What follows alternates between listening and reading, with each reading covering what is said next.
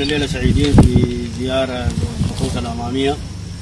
جينا نحيي الابطال على الصمود ونطمئن عليهم، والحمد لله رب العالمين لقيناهم على بث الاستعداد جاهزين للمهام القتاليه المكلفين بها.